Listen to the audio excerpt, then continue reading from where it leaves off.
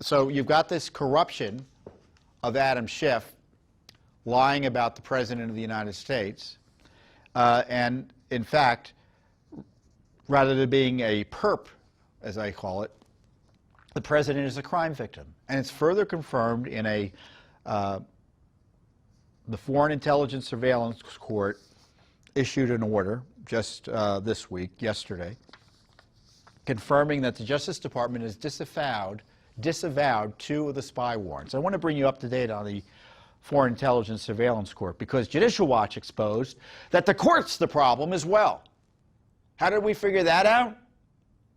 Well, first of all, it was quite obvious when looking at the FISA applications that they were garbage. They should have just been rejected on their face. Secondly, we figured out that the FISA courts, and it was Judicial Watch who figured this out, we actually had to sue to try to get the information. We figured out the FISA courts held not one hearing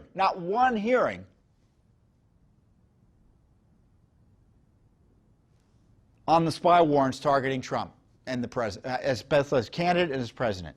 Now, these FISA courts are trying to provide oversight of the FISA process, and they allow warrants to go through targeting the President of the United States, and they don't have a hearing on it?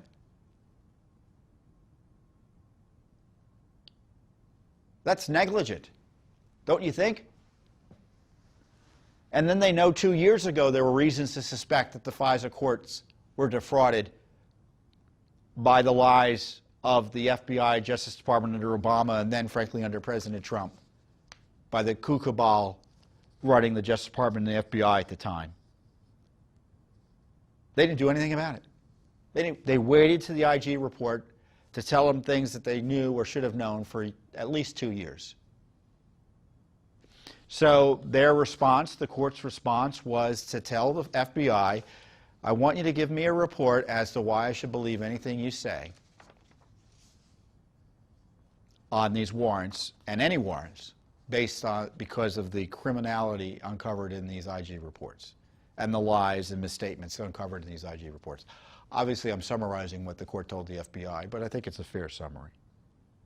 And during this time period, Chief Justice Roberts appointed, so the FISA court, just so you know, it's the Foreign Intelligence Surveillance Court, the FISA Court. I call it FISA Court because that's what it's typically known as.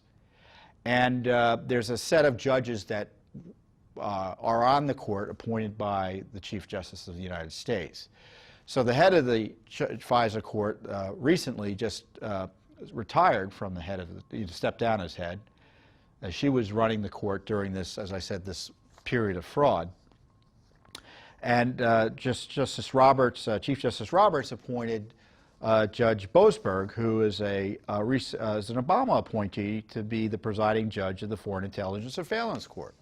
Now, Judge Boasberg is, as I said, an Obama appointee. We've been before him a few times. He sometimes gives us rulings we like. He often gives us rulings we don't like. And in many ways, like too many judges here, both Republican and Democrat, they're way too deferential to the government. Way too deferential to the government. D.C. is a government town. So the independence of the courts, that's a big lie. The courts aren't independent. The courts too often work hand in glove with the government against the interests of the American people and contrary to law. Well, at least that's been my experience at Judicial Watch. So Director Wray gave a response as ordered by the court to reassure the court what he was doing to fix the problem. And Wray basically said, oh, we're going to do some training, and we got some memos out, and we're reminding everyone what they need to do, and we're adding different layers of bureaucracy in to make sure this mistake doesn't happen again. No word that anyone's fired. No word that anyone's getting prosecuted. Basically, no admission. And to the degree anyone thinks of it as an apology, that's a scam. But disturbingly, Judge Boasberg appointed an Obama official who worked in the National Security Division. He's an expert on FISA. But after he retired from the Obama administration, he became an anti-Trump activist and was defending the FISA issue, even as Nunes was highlighting the corruption. So he was an anti-Trump activist on the other side of those trying to highlight FISA corruption. And Judge Boasberg appointed this individual, whose name is escaping me now, and I don't want to tell you what his name is because I'll probably name someone else who's not the guy. But you can look it up. And he named him as an amicus for the court. So he was basically given official designation by the court as a friend of the court to help the court analyze the FBI's response here or efforts at reform. And so people are like, what are you doing, Judge Boasberg? What are you doing, Judge? Couldn't you find an expert who hasn't commented and attack those criticizing this FISA process, like Devin Nunes, who's been vindicated? And in appointing this person, he's further undermining, the court's further undermined, don't you think, the confidence of Americans in the court to fairly administer justice? That's the standard. The courts rely, and all the ethics rules and everything the courts do, it has to be done with the thought that people should have confidence in the fair administration of justice. Now, do I think Judge Boasberg purposely went out and found an anti-Trump activist? No. I mean, this is a well-connected individual who is a subject matter expert, and he made a terrible mistake in doing so. Maybe I'm being too charitable. I've saved all my outrage for Adam Schiff. I'm sparing some on the FISA court here. But, you know, all that aside, people are debating, well, should the president reauthorize the FISA court process, or are the reforms necessary or sufficient? That doesn't matter. There were rules in place to prevent the corruption that occurred. But because for political reasons they lied and subverted the rule of law, subverted justice, obstructed justice, lied to the courts, engaged in criminal activity, it's already outlawed. And the response, the typical response in D.C. is, let's make more laws, but let's not prosecute those who violated the laws. So if you want FISA court reform, if you want to be sure that you won't be spied on illegally, or you want to be sure no other presidential candidate is subjected to criminal spying by his political opposition running the current administration, like Barack Obama did to President Trump, you got to put people in jail. That's the only way it's going to stop.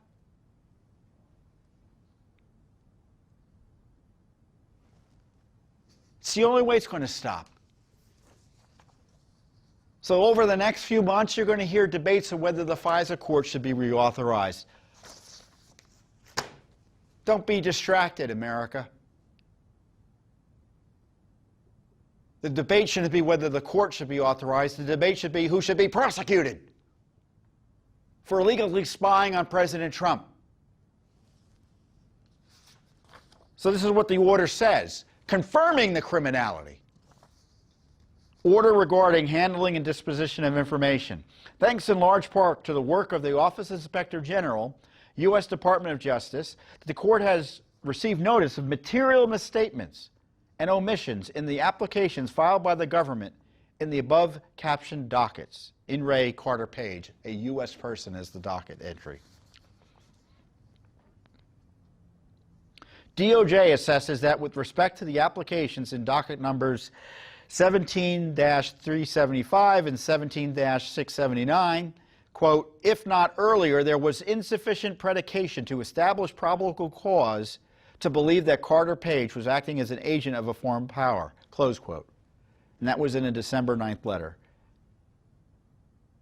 So they told the court there was probable cause.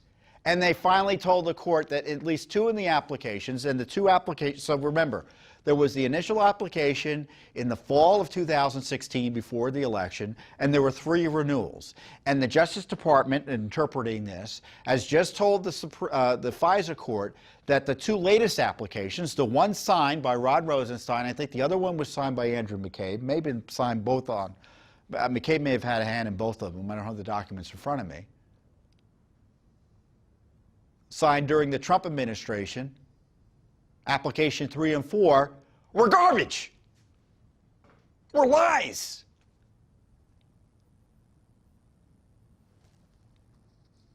The government further reports that the FBI has agreed to, quote, sequester all collection the FBI acquired pursuant to the court's authorization. Let me start over. The government further reports that the FBI has agreed, quote, to sequester all collection the FBI acquired pursuant to the court's authorization in the above listed 4 docket numbers targeting Carter Page, pending further review of the OIG report and the outcome of related investigations and any litigation, close quote. The government has not described what steps are involved in such sequestration, or when it will be completed. It has, however, undertaken to provide an update to the court when the FBI completes the sequestration and to update the court on the disposition of the sequestered collection at the conclusion of related investigations and any litigation. To date, no such update has been received. So basically, the FBI, because they had valid warrants, have agreed to sequester, wall off the material gathered from the warrants, the spy garbage they picked up on Trump and Carter Page and who knows who else, because they're not allowed to have it, so they had to kind of wall it off. And the court's like, they haven't told me what they're doing. And they basically admitted the 2 other applications they haven't, quote, made an official acknowledgement on yet. They can't even be sure that they should be able to use information from there. So they're going to wall that off. The court understands the government to have concluded, in view of the material, misstatements, and omissions, that the court's authorizations in docket numbers, the 2 latest applications, were not valid. The government apparently does not take a position on the validity of the authorizations in the first 2 applications, as I said, but intends to sequester information acquired pursuant to those dockets in the same manner as information acquired pursuant to the subsequent dockets, which is what I just said. Title I of the Foreign, this is the criminality. Title I of the Foreign Intelligence Surveillance Act, codified as amended, and he quotes the law, or cites to the law, governs electronic surveillance conducted for foreign intelligence purposes. It requires minimization procedures that are reasonably designed to minimize the acquisition and retention and prohibit the dissemination of non-publicly available information concerning unconsenting United States persons, consistent with the need of the United States to obtain, produce, and disseminate foreign intelligence information.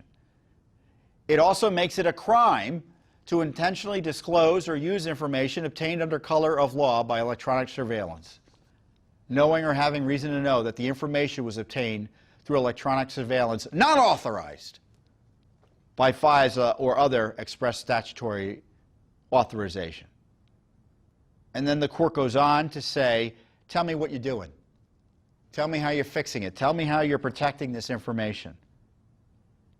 What other investigations have been impacted by this? You know what's been impacted by this? Your country, your republic, the presidency. He's being impeached based on this whole theory, these fraud dossiers. Because the Ukraine questioning has to do with this as well. We don't know whether FISA warrants there were. Was Flynn the subject of a FISA warrant? Remember, there was more than one person who was investigated as a result of this scam Russia case. Flynn, Manafort. The 4th FISA application was signed off during the Mueller investigation. Everything Mueller did has now been tainted. I've been telling you that since the get-go. Now it's confirmed by the Justice Department. Now it's confirmed by the Justice Department. The President of the United States has more than enough justification, not that he needs any because the Constitution gives him plenary power to do this, to pardon everyone caught up in the Mueller investigation.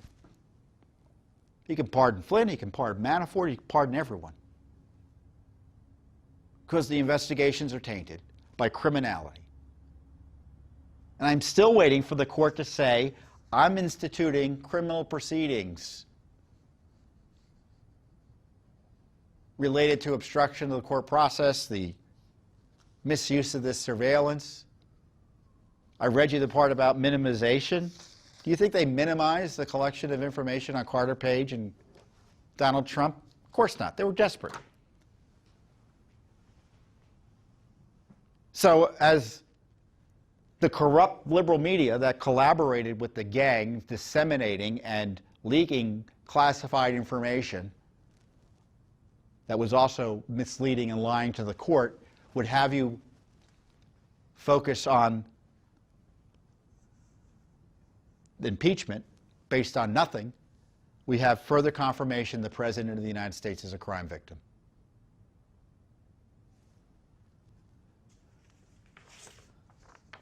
So I don't know what Durham's doing, but they better get to go. And in the meantime, Judicial Watch will do, we've got our FOIAs and requests about all of this corruption, much of which we exposed before the IG report did. Certainly more before the FISA Court admitted that there was misconduct here, or acknowledged it.